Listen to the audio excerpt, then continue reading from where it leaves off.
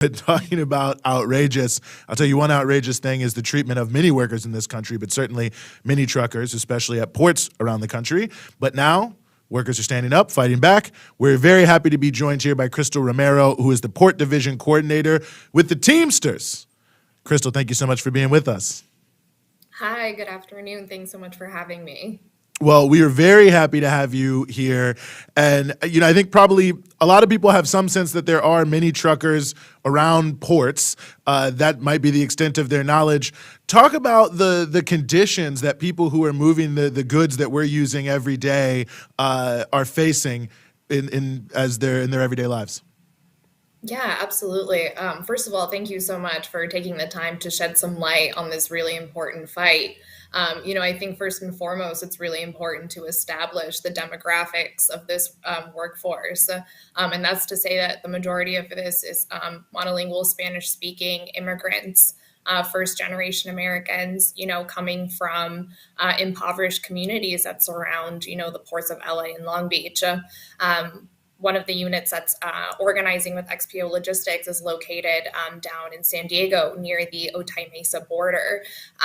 A lot of those drivers cannot afford to live in the United States and must, cross the border every single day just to make it to work.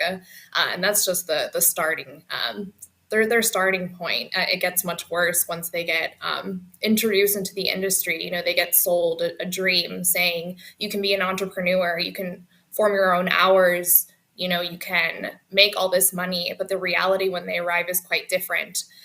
They find themselves essentially stuck in modern form of sharecropping.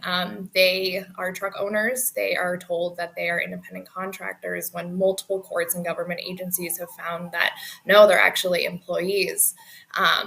They're not independent contractors. They're told what to do. They face discipline. They have to pay to work. They have to pay for tires, diesel, taxes, everything. And all of those get deducted from their hard earnings. They also get paid absolutely miserable rates.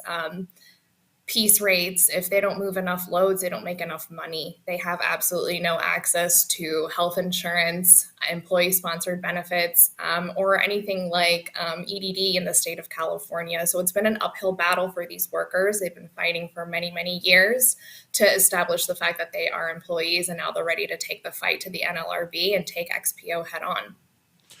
I think that's such an important point, and it just seems like so many workers who are driving something are always being faced by these misclassification issues. But, tell us something about this company, XPO Logistics. I mean, my assumption is that they're probably making tons of money despite the situation with the drivers. But talk more about, their corporate profile and what they've been doing in this regard.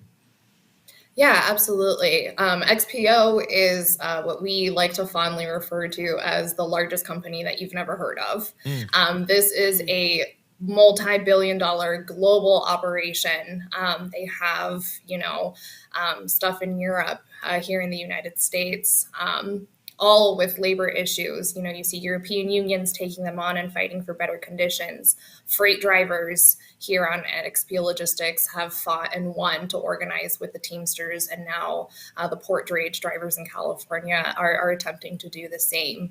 This is a company that has recorded record profits in Q3 in 2021, coming out of a pandemic where drivers were denied, basic essentials like PPE and protection on the job, while denying workers access to, any health insurance, any workers that did catch COVID, which several workers did and actually passed away from COVID-19. All of these are conditions that the drivers face while they become poorer and poorer, and this company has become richer and richer off their backs. It's quite unfortunate to see.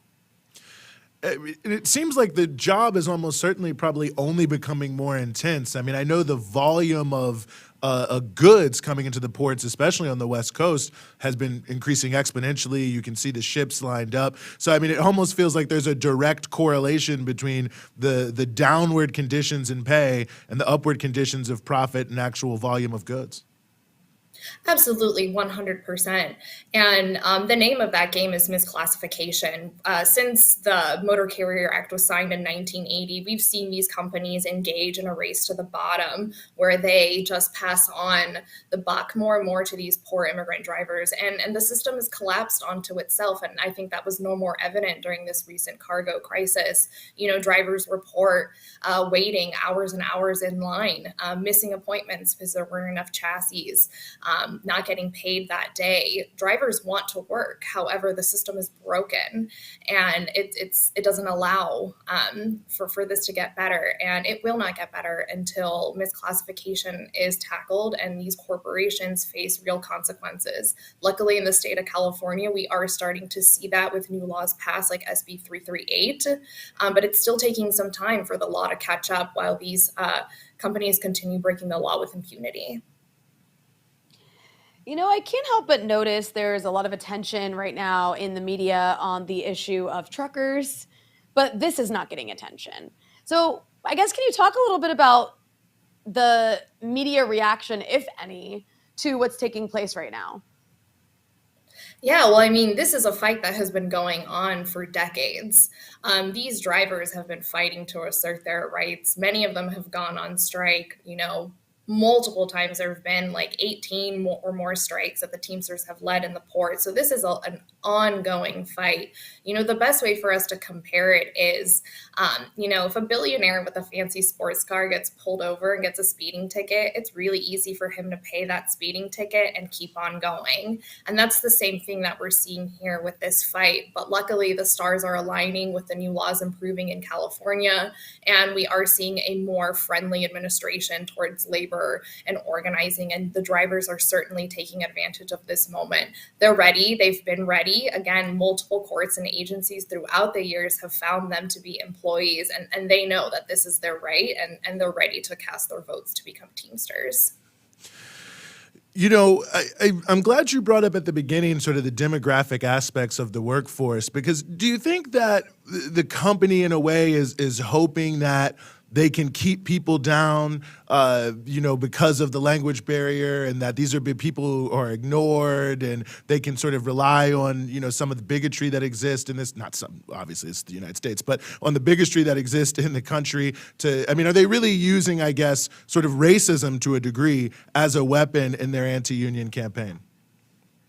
Absolutely. I mean, again, many of these drivers are immigrants. Spanish is their first language. We are starting to see an increase of other languages as well, Arabic, and more. And these companies use, these leases with very legal, wonky English language that, even the most educated of folks would have difficulty, let alone, a truck driver who just wants to make ends meet.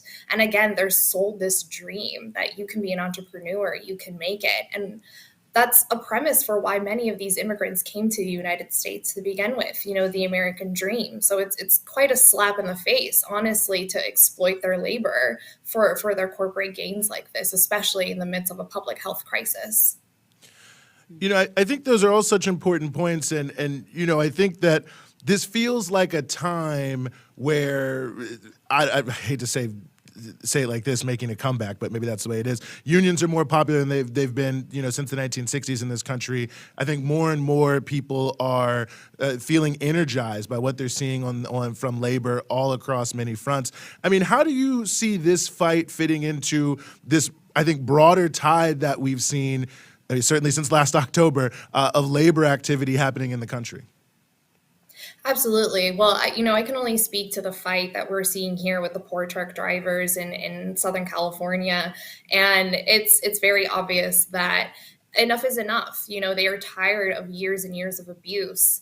They're tired of seeing their hard work, go to nothing. We see drivers who are well past retirement age working 14, 16, 18 hours a day, unable to ever access a dignified retirement because they're denied the ability to, have a 401k or a pension. So, Suffice to say, these drivers are ready. It's about time, and the importance of what these drivers specifically are doing at XPO Logistics in Commerce in San Diego. This is the first time that a unit of quote unquote misclassified drivers has filed for an NLRB petition, and in it we are alleging that misclassification in and of itself is a violation of the NLRA because you are preventing them from unionizing under the rights that the LRA guarantees you. So this is a very important fight for the misclassified truck drivers, and misclassification is something that's creeping into the industry. It's the same playbook that gig companies are using it. We're seeing it used by Amazon in the warehouses.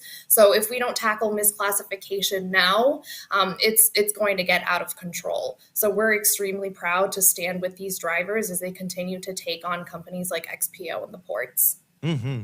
Well, I'm sure there's probably a lot of people watching this who can recognize the importance of this. I mean, obviously, a huge percentage of the things we use every day are being moved by these workers. For people who are watching this and saying, how can I support these truckers? What should they do? Where should they go? Yeah, absolutely. Well, the first thing they can do is, visit, our websites, check out our fight, Justice for Port Drivers on Twitter, learn more about the drivers, and, feel free to reach out to XPO Logistics and let them know, hey, this is a really important fight, and it's about time that you get your act together, follow the law, and give these guys what they want, which is a union contract. I think if enough voices amplify this issue, XPO will have no choice but to be forced to clean up their act and follow the law. Mm-hmm. Well, we've seen it through the years that collective action does get the goods, and certainly the Teamsters are well known for making that happen.